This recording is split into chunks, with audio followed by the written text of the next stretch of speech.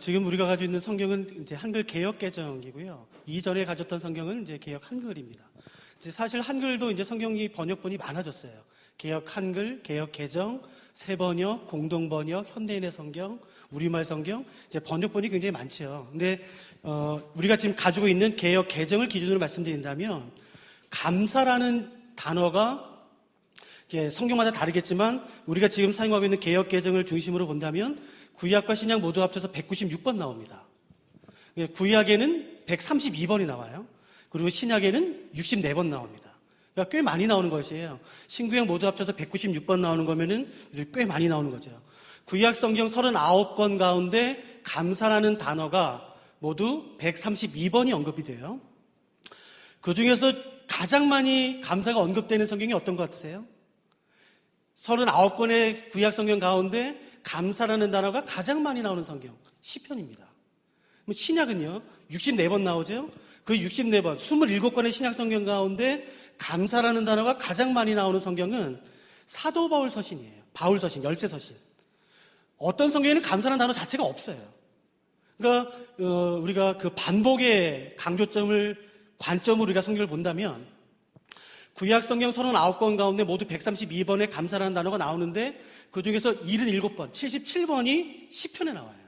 그리고 64번, 그러니까 신약 성경 27권 가운데 모두 64번의 감사라는 단어가 나오는데 그 중에서 무려 48번, 48번이 사도 바울 서신에 나옵니다.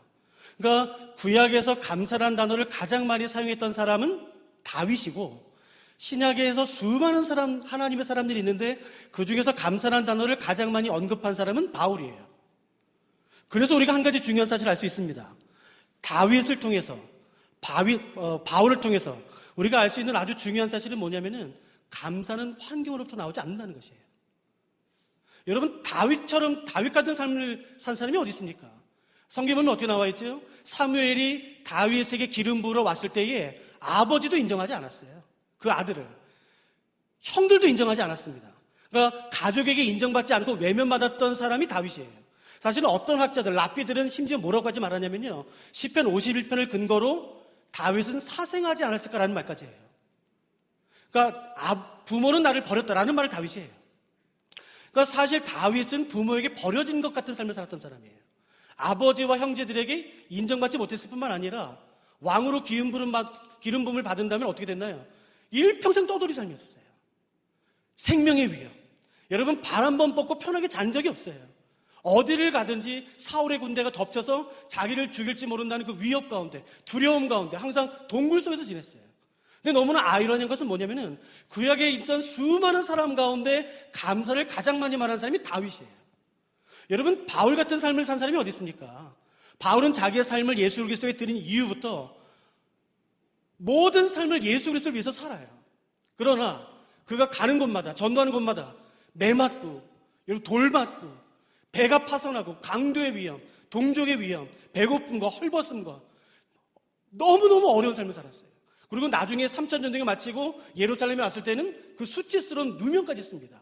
그래서 4년, 가이사랴에서 2년, 로마에서 2년, 무려 감옥에 투옥이 4년이나 돼요. 여러분, 예수 그리스도를 위해서 산 삶의 대가는 투옥이었어요. 나중에요. 여러분, 목배임을 당해 죽임을 당합니다.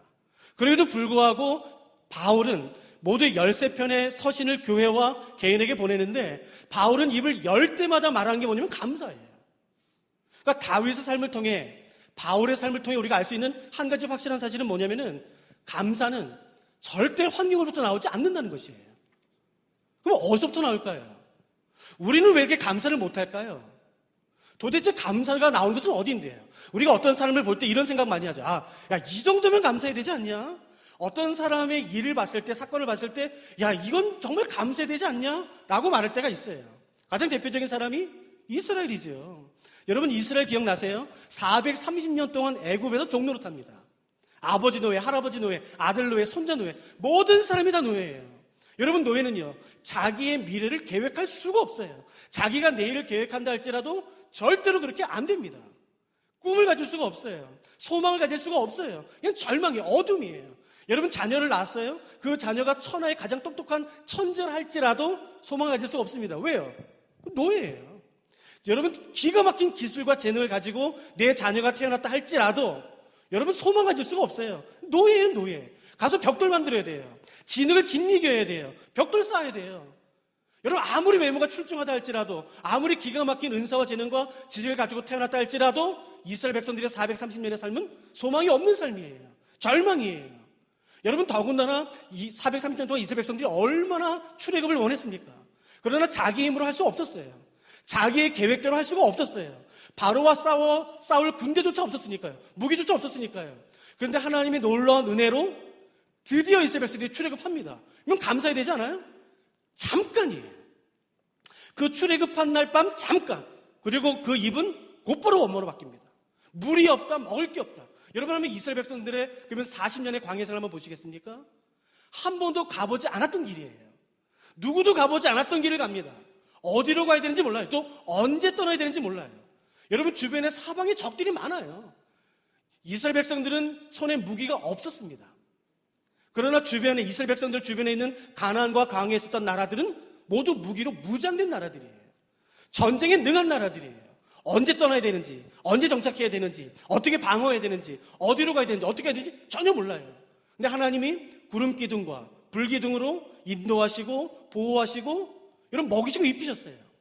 여러분 이스라엘 백성들은 광야에서 40년 동안 씨를 뿌리지도 않았어요. 여러분 심지도 않았어요. 근데 40년 동안 메추라기와 만나로 배고픔을 당한 적이 없어요. 하나님께서 광야에서 물을 내세요. 무기가 없었지만 전쟁만 하면 이겨요. 군대가 없었지만, 전략이 없었지만 이스라엘 백성들은 전쟁만 하면 이겨요. 그러면 여러분 감사하게 충분하지 않나요? 그 정도면 감사해야 되지 않나요? 감사의 내용이 있지 않나요? 이유가 있지 않나요? 아니요. 이스라엘 백성들은 입만 열면 불평해요. 항상 원망해요. 그러니까 우리가 생각해, 야, 이 정도면 되지 않았냐? 야, 이 정도면 좀 감사해야 되지 않냐? 라는 상황이 충분함에도 불구하고 이스라엘 백성들은 절대로 그러지 않았습니다. 이유가 뭘까요? 아니, 어떻게 감사하지 않을 수가 있나요? 그런 상황에서. 도대체 뭐가 문제인가요? 아니요. 문제 아니에요. 그러니까 성경은, 우리는 그렇게 생각하죠. 아, 이거 참 문제다. 너는 어떻게 이런 상황에서 감사하지 않을 수가 있어? 우리가 뭐 때로는 자녀들에게, 친구들에게, 우리 주변 이웃들에게 말할 수 있지요. 야, 너는 어떻게 이런 상황에서 감사하지 않을 수 있냐? 너 금세 이렇게 바뀌냐? 라고 문제를 말하지만 성경은 그렇게 말하지 않습니다. 감사하는 게 이상한 거예요. 왜냐하면 로마서 1장 21절에 죄로 말미암아 타락한 하나님의 형상이 깨어진 사람의 아주 자연스러운 모습이 무엇인지 로마서 1장 21절에 말합니다. 그게 뭔지 아세요? 하나님을 알되 하나님을 영화롭게 하지 아니하고 감사하지 않는 게 정상이에요. 그러니까 오히려 감사하는 게 이상한 거예요. 여러분 보세요. 여러분 주변 가운데 누가 입만 열면 감사해요? 그 사람이 이상한 사람이에요. 그거 정상 아닙니다. 뭐 특별한 게 뭐 있는 것 같아요. 여러분 디모데후서 3장 1절부터 2절에 보시면요. 마지막 때가 이를 거예요. 그리고 말세가 올 것인데 그 말세의 특징은 이렇다라고 사도 바울이 말합니다. 그 말세의 특징이 뭔지 아세요? 말세가 때가 이르면 자기를 사랑하고 돈을 사랑하고 교만하고 부모를 거역하고 다섯 번째가 감사치 않는 마음이에요. 그러니까 그게 정상이에요, 사실은. 그러니까 우리는 생각할 때 어떻게 이런 상황에서 감사하지 않을 수 있냐라고 말할지 모르겠지만 아닙니다. 감사하지 않고 원망하고 불평하는 게 죄된 하나님의 형상이 죄로 말미암아 깨어진 사람들의 정상이에요. 우리는 그런 삶을 살고 싶지 않은 것이에요. 그것이 맞다 할지라도 우리는 그렇게 삶을 살고 싶지 않은 것이에요. 어떻게 하면 감사할 수 있을까? 여러분 도대체 감사가 왜 중요할까요? 여러분 감사가 중요하긴 할까요? 내 삶에 감사를 하고 입을 열면 감사하는 것이 중요하긴 할까요? 중요하죠. 어떻게 할 수 있나요? 예수 그리스도의 삶을 통해서 알 수 있어요. 한번 들어보시겠어요? 감사가 왜 중요한지? 예수 그리스도께서 하신 기적 가운데 마태, 마가, 누가, 요한 이 사복음서 모두에 언급된 기적은 많지 않습니다. 그러니까 나사로가 살아난 것은 요한복음에만 있지요. 가나의 혼인잔치 기적은 요한복음에만 있지요. 그러니까 어떤 성경은 뭐 2복음서, 3복음서, 복음서 하나 이렇게 나오지만 복음서 4개, 마태, 마가, 누가, 요한 모두 나온 기적은 많지 않아요. 그중에 대표적인 것이 우리가 잘 아는 오병이어입니다. 보리떡 5개랑 물고기 2마리로 예수님께서 5,000명을 먹이세요. 기가 막힌 기적이에요. 근데 여러분 기억나세요? 예수님께서 5,000명의, 그러니까 보리떡 5개랑 물고기 2마리로 5,000명을 먹이는 기적을 행하시기 전에 하신 게 있어요. 혹시 기억나시겠어요? 요한복음 6장 11절입니다. 예수님께서 그 기적을 행하시기 전에, 먹이시기 전에 하신 게 있어요. 그게 뭐냐면은 감사입니다. 하나님 감사합니다. 그러니까 어떤 성경엔 축사라고 나와요. 그 축사는 축복하다는 의미도 있지만 헬러 원문에 보시면은 그냥 감사라고 되어 있어요. 그러니까 하나님께서 기적을 행하시기 전에 감사하세요. 요한복음 11장에 보시면 나사로가 살아납니다. 예수님께서 무덤에 가셔서, 베다니 무덤가에 가셔서 나사로야 나오너라 라는 이전에 없었던, 이후에도 없는 그 죽은 사람이, 그 죽어 이미 썩어난 냄새가 나는 그 죽은 사람이 살아나는 그 놀라운 기적을 이루시기 전에 먼저 예수님께서 하신 일이 있어요. 뭔지 아세요? 감사입니다. 그러니까 여러분, 우리가 착각하는 건 뭐냐면은 감사는 기적에서 나오지 않아요. 감사가 기적을 이끕니다. 이 비밀이 성경의 비밀이에요. 우리는 반대로 생각해요. 이것이 이루어지면, 이 기적을 보면 내 기도 제목이 이루어지면 나는 감사할 거 아닙니다. 절대 그렇지 않습니다. 그런다고 감사하지 않아요. 성경은 뭐라고 말하냐면은 감사가 기적을 이끈다라고 말해요. 기적의 근원이 감사라고 말해요. 그래서 여러분 보세요. 정말로 진심으로 감사하는 사람 삶의 그 모습을 보면 정말 기적이 많아요. 정말 은혜가 많아요. 정말 풍성한 은혜. 그 감사가 감사를 낳아요. 왜냐하면 기적이 감사를 가지고 오는 것이 아니라 그 감사가 기적을 가지고 와요.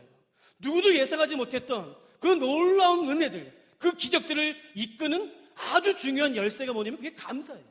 그렇기 때문에 감사가 굉장히 중요하죠. 근데 왜 우리는 감사를 못할까요? 근데 왜 우리는 이렇게 감사하는 게 어려울까요? 물론 그것이 말세의 중요한 특징이라 할지라도, 그것이 하나님의 형상에 깨어진 죄인의 가장 중요한 특징이라 할지라도, 우리가 예수를 믿고 우리가 구원을 받았는데 하나님의 형상이 회복되어 가고 있는 중인데 왜 이렇게 우리에게는 감사가 어려울까요? 어떻게 하면 나의 삶에 감사가 넘치게 할 수 있을까요? 이게 오늘 주제예요. 어떻게 하면 될까요? 성경에 그 힌트가 있습니다.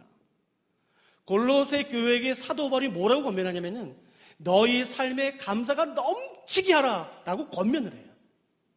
너의 삶에 감사가 넘치게 하라. 그냥 이렇게 찰랑찰랑 그냥 그 정도가 아니라 그냥 차고 넘치도록 해라 라고 말하는데, 그렇게 되기 위해 이것을 해라 라고 먼저 말하는 게 있어요. 그게 바로 골로새서 2장 6절부터 7절입니다. 한번 들어보시겠어요? 사도 바울이 골로새 교회에게 이렇게 권면을 해요. 그러므로 너희가 그리스도 예수를 주로 받았으니 그 안에서 행하되 그 안에서 뿌리를 받고 세움을 받아 교훈을 받은 대로 믿음에 굳게 서서 감사함을 넘치게 하라 라고 말해요.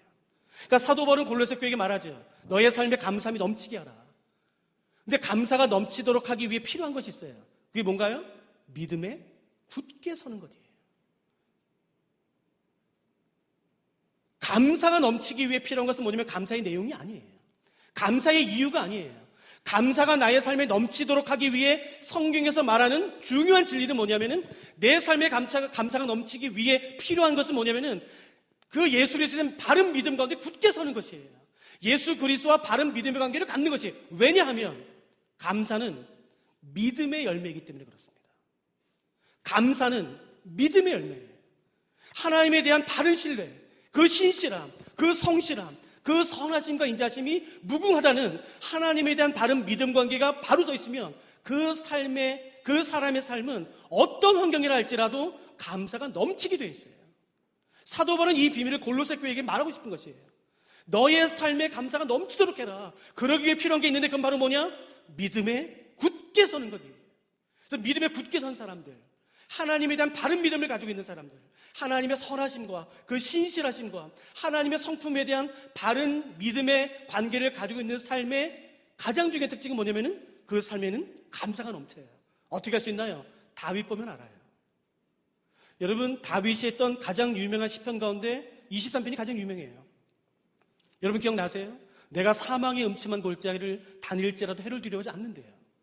원수의 목전에서 상을 베풀어 주셨는데 그것을 먹는데도 불편하지 않는데요.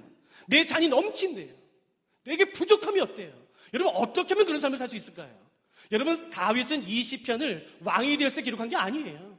사망의 음침한 골짜기를 갈 때 기록한 시편인 것이에요. 여러분, 저는 매년마다 이제 학생들과 성도님들과 함께 5월 달쯤에 이제 이스라엘 가거든요. 그러면 갈 때마다 항상 가는 곳이 광야예요. 여러분, 이스라엘 한번 가보셨나요? 유대광야는 반드시 가보셔야 돼요. 오해하신 게 뭐냐면 사막 같다고 생각하는 것이에요. 이게 평평하게. 아닙니다. 유대광야는 굉장히 굴곡이 심합니다. 예측할 수가 없어요. 누구도 예측할 수가 없습니다. 조금만 발을 헛디디면 떨어지는데 그 낭떠러지가 10m가 떨어져요. 밑에 안 보여요. 굉장히 계곡이 많고 굉장히 경사가 가파른 곳이 그 유대광야의 특징이에요. 그러니까 우리가 생각할 때 광야면은 그냥 허벌판 같은데 그냥 그 모래 같은 사장이라고 생각하죠. 그런 것도 물론 있어요. 아라비아 같은 곳에 가면. 근데 성경은 그걸 말하는 것이 아니에요. 유대광야의 가장 중요한 특징은 올라감과 내려감이 굉장히 심합니다. 다윗은 거기 갔어요. 사망의 음침한 골짜기. 여기서 사용된 단어가 짤마 웨트라는 단어예요. 칠흑 같은 어두움. 여러분, 저는 학생들이랑 성도를 모시고 하면은 항상 광야에서 그 밤에 한번 가요. 여러분 방에 가서 그 밤에 광야에 가서 그 저희가 타고 온 버스의 헤드라이트를 딱 끄면은 가장 먼저 떠오르는 게 뭔지 아세요? 만일에 그 구름이 가려져서 달과 별빛이 없을 경우에요. 두려움이 내 삶을 확 잡아 끕니다. 아무것도 안 보여요. 순식간에. 내가 불이 켜졌을 때 뭘 봤었냐면요. 내가 한 4-5걸음 가면은 거기 낭떠러지던 걸 봤어요. 근데 그게 안 보여요. 그게 짤마웨트예요. 그게 시편 23편에서 말한 사막의 음침한 골짜기예요. 근데 다윗은 뭐라고 말하냐면은 거기를 가도 두려움이 없다라고 말하는 것이에요. 내가 전혀 두려움이 없대요. 어떻게 하면은, 여러분, 어떻게 하면은 다윗 같은 삶을 살 수 있을까요? 어떻게 하면 내가 사망의 음침한 골짜기를 간다 할지라도 두려워하지 않아.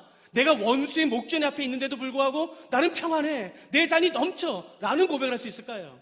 시편 23편을 푸는 가장 중요한 열쇠는 1절입니다. 여호와는 나의 목자다. 라는 사실이 믿어지면 다 끝나요. 그러나 반대로 여호와가 나의 목자라는 사실이 믿어지지 않으면 내가 지금 있는 곳이 푸른 초장이에요. 쉴 만한 물가예요. 내 주변에 적이 아무도 없어요. 이제 정말 없어요. 그런데 불안합니다. 경험해 본 적 있어요? 내 통장에요? 돈이 넉넉해요. 여러분, 내가 건강에 문제가 없어요. 내 자녀도 잘 돼요. 근데 불안해요. 문제는 환경인가요? 아닙니다, 여러분. 절대 속지 마세요.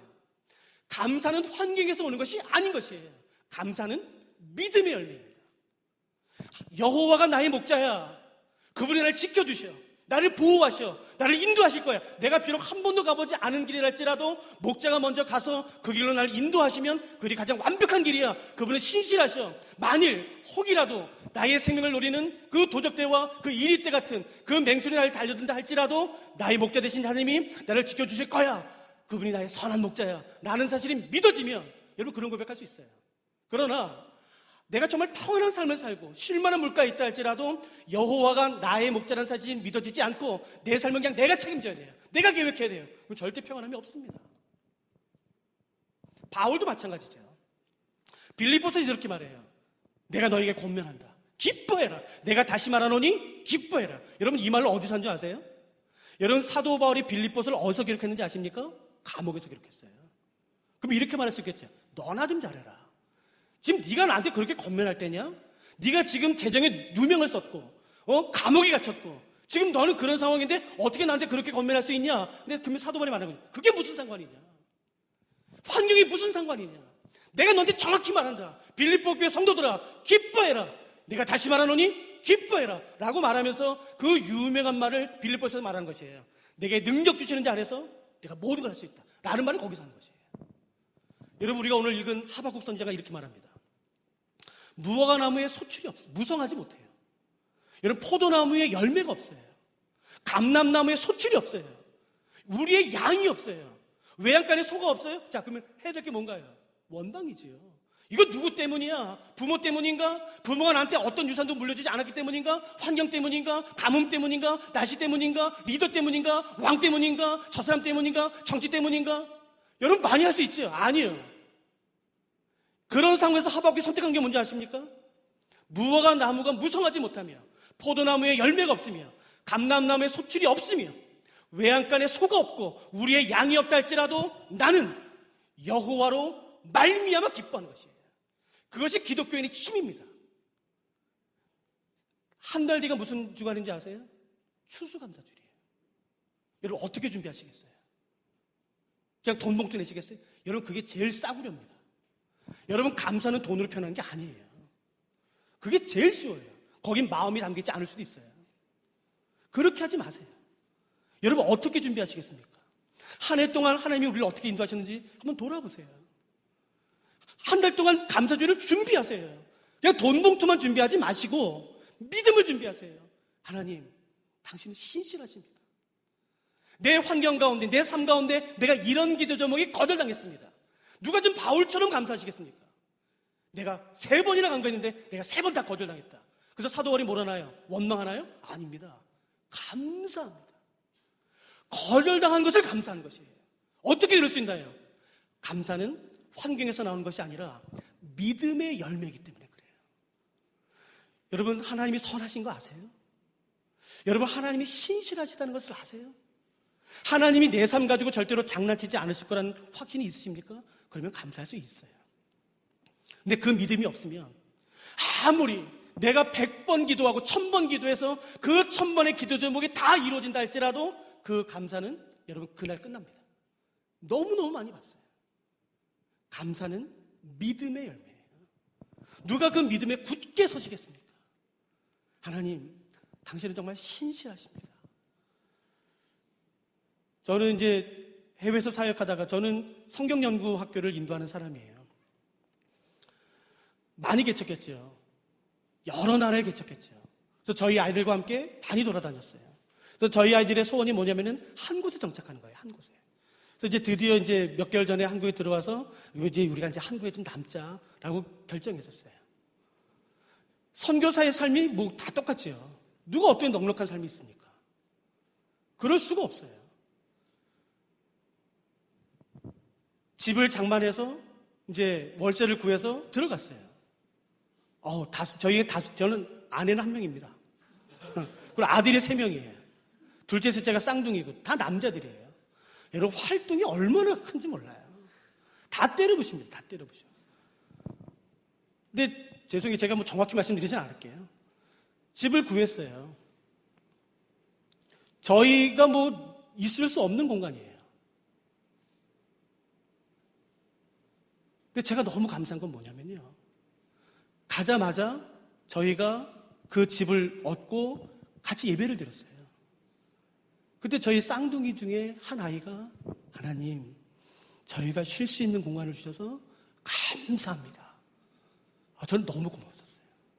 그래서 제가 예배가 끝났는데 물어봤어요. 얘야, 너 어떻게 그렇게 할 수 있냐? 아빠, 하나님이 신실하시잖아요. 그게 맞아요, 여러분. 여러분, 환경에 지배받지 마세요. 절대 환경에 뒤로 물러나 침륜 가운데 빠지지 마세요. 그건 그리스도인의 삶이 아닌 것이에요. 감사는 환경에서 나오지 않습니다. 믿음의 열매인 것이에요. 하나님, 당신은 신실하십니다. 선하십니다.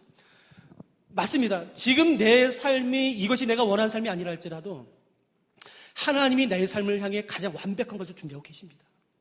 하나님 신실하십니다. 여러분, 그 믿음이 나의 삶을 변화시켜요. 그리고 기억하세요. 예수님의 사역의 특징은 뭐냐면요. 기적을 일으키시기 전에 항상 먼저 감사하는 것이에요.